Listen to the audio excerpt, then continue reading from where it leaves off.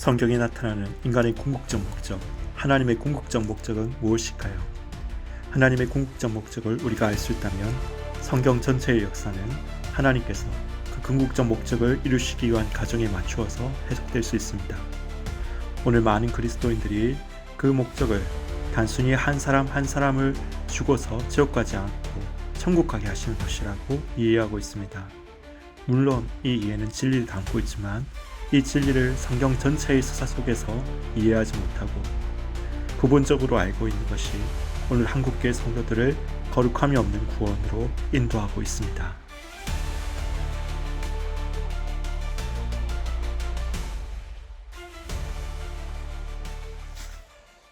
우리는 어디에서 왔고 우리는 무엇이며 우리는 어디로 가는가? 고갱이 IT에서 그린 이 그림의 제목입니다. 삶의 궁극적 목적은 무엇인가에 대한 이 질문에 역사상 많은 사람들이 고민해 왔습니다. 고갱은 그림으로 이 질문을 던지고 답도 했는데요. 그의 답은 그런 것 없다 였습니다. 그리고 그는 자살을 시도했지요. 법륜스님의 증문직설에서도 어떤 분이 인생의 목적이 무엇인가 라고 질문하자 법륜스님은 답합니다. 주어진 목적 같은 것은 없습니다. 그것을 찾으려 하다 보면 결국 찾지 못하고 자살할 수밖에 없습니다. 그러니 찾으려고 애쓰지 마십시오. 그렇다면 성경은 이 질문에 대해 과연 어떤 답을 하고 있을까요? 성경은 과연 인간의 삶의 궁극적 목적이 무엇이라고 말하고 있을까요? 나아가서 하나님의 온 세계에 대한 궁극적 목적은 무엇이라고 말하고 있을까요? 채널에 올라오는 영상들 곳곳에는 이 질문에 대한 성경의 답을 찾으려는 시도들이 깔려 있습니다. 그리고 그 시도에서 발견된 목적의 관점에서 성경 전체를 조망해 보려고 합니다. 하나님의 궁극적 목적을 알 수 있다면 성경 전체의 하나님의 구원 역사는 하나님이 그 목적을 이루시려는 과정에 맞추어서 해석될 수 있기 때문입니다.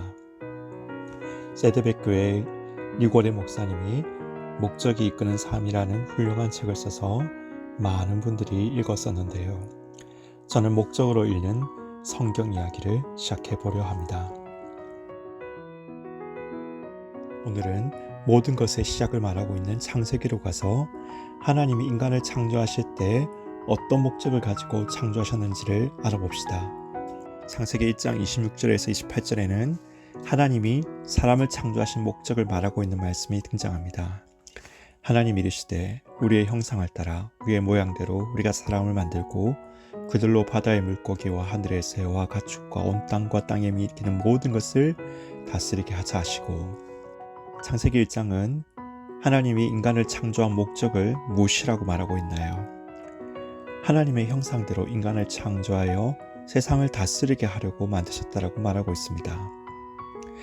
말은 어렵지 않은데 처음 들을 때는 이 말이 별로 와닿지 않을 수 있습니다.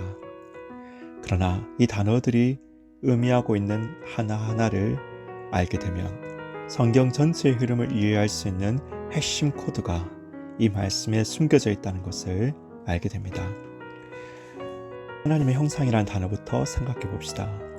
도대체 하나님이 인간을 자신의 형상대로 만들었다는 말의 의미는 무엇일까요? 왜 이 단어가 성경 전체를 이해하는 핵심 코드가 될 수 있는 것일까요? 인간이 하나님의 형상이란 말은 먼저는 인간이 하나님처럼 닮았다는 것입니다. 그런데 성경의 창조주 하나님은 그리스 로마의 신들과 다르게 육체를 가진 존재가 아닙니다. 하나님은 영이십니다. 창조주가 물질적 육체를 가지신 분이 아니면 인간은 도대체 창조주의 무엇을 닮은 것일까요? 우리는 하나님의 형상의 의미를 세 가지 관점에서 생각해 보려 합니다. 첫째는 인간이 성경의 창조주를 육체적으로 어떻게 생겼다라고 기술할 수는 없지만 우리는 이미 하나님을 기술할 수 있는 여러 단어들을 가지고 있습니다. 하나님은 사랑이시다. 하나님은 정의이시다. 하나님은 공의로우시다. 하나님은 신실하시다. 창조적이시다 등입니다. 우리는 이러한 단어들을 하나님의 속성이라고 부르고 있습니다. 하나님의 속성에는 비공유적인 속성이 있습니다. 하나님의 전지하심, 전능하신, 자존하심 등은 인간이 하나님과 공유할 수 없는 하나님만이 가지고 계신 속성입니다. 그러나 먼저 언급한 사랑이신 하나님, 정의이신 하나님, 선하신 하나님, 질서이신 하나님 등의 속성 등은 인간이 하나님과 공유하는 속성입니다. 하나님과 공유하는 속성, 하나님을 닮은 그 형상대로 창조된 인간, 뭔가 실마리가 보이지 않으시나요? 그렇습니다. 인간이 하나님의 형상대로 지음받았다는 것은 하나님의 속성들을 우리가 공유하고 있다는 뜻입니다. 물론 비공유적 속성을 인간이 담지는 않았습니다. 그러나 하나님의 사랑, 창조성, 선하심, 정의 등의 공유적 속성들은 원래 하나님께 속한 하나님의 속성이었지만 하나님은 그 속성들을 인간들에게 부여하셨습니다. 하나님의 형상대로 하나님처럼 닮게 인간을 창조하신 것입니다. 그 결과 인간에게도 사랑과 정의, 선함, 창조성, 신실함 등의 하나님의 신적 속성, 하나님의 신성이 나타나게 된 것입니다. 인간이 하나님의 형상이라는 것은 첫째로는 하나님과 공유적 속성을 공유하는 존재라는 것입니다. 이러한 주장을 뒷받침하는 많은 성경 구절이 있지만 여기서는 신학의 2개 구절만을 간략히 살펴보겠습니다. 먼저는 골로새서 3장 9절의 10절입니다. 너희가 서로 거짓말을 하지 말라. 옛사람과 그 행위를 벗어버리고 새 사람을 입었으니 이는 자기를 창조하신 이의 형상을 따라 지식기까지 새롭게 하심을 입은 자니라. 거짓말을 말라고 바울은 권면하면서 너희가 하나님의 형상을 쫓아 새롭게 하심을 받은 자들이라기 때문이라고 말합니다. 하나님은 진실하신 분입니다. 그 형상을 따라 지으심을 받은 우리도 진실해야 합니다. 또 다른 한 구절은 로마서 8장 29절 말씀입니다. 하나님이 미리 아신 자들을 또한 그 아들의 형상을 본받게 하기 위하여 미리 정하셨으니 이는 그로 많은 형제 중에서 맏아들이 되게 하려 하심이니라. 여기서도 하나님이 그 백성을 택하신 이유를 아들 예수 그리스도의 형상을 본받게 하기 위해서라고 말씀하고 있는데요. 우리가 예수의 형상을 본받는다는 것은 육체적 모습이 아니라 그분의 사랑과 신실함, 인내와 같은 인격적 속성을 본받는 것입니다. 이 말씀에서도 형상이라는 단어가 인간이 하나님과 공유하고 닮아갈 수 있는 그분의 인격적 속성이라는 것을 알 수 있습니다. 이렇듯 인간이 하나님의 형상으로 창조되었단 말은 인간이 하나님의 공유적 속성을 닮은 존재, 하나님의 신적 속성을 닮은 존재로 창조되었다는 말을 1차적으로 내포하고 있습니다. 그런데 이 단어에는 간과해서는 안 될 두 번째 의미가 있습니다. 형상이라는 단어는 창세기가 쓰여질 당시 고대 근동에서는 어떤 의미로 쓰여졌는가 하는 것입니다. 당시 고대 근동에서 왕의 형상이라는 말은 왕의 대리자, 왕의 위임 통치자의 의미를 가지고 있습니다. 창세기 1장 26절에도 이 의미가 분명히 담겨져 있습니다. 우리의 형상대로 사람을 만들어 세상을 다스리게 하자. 인간이 하나님의 형상이라는 말에는 온 세상의 주권자이며 통치자이신 왕이신 하나님의 대리자로서 위임 통치자로서 오늘 언어로 말하면 임명 CEO로 세상을 다스려 나가게 하시기 위해 인간을 만드셨다는 것입니다. 인간이 하나님을 대리하여 세상을 다스려 나가는 목적과 방향성도 분명히 드러나 있습니다. 하나님의 형상과 속성입니다.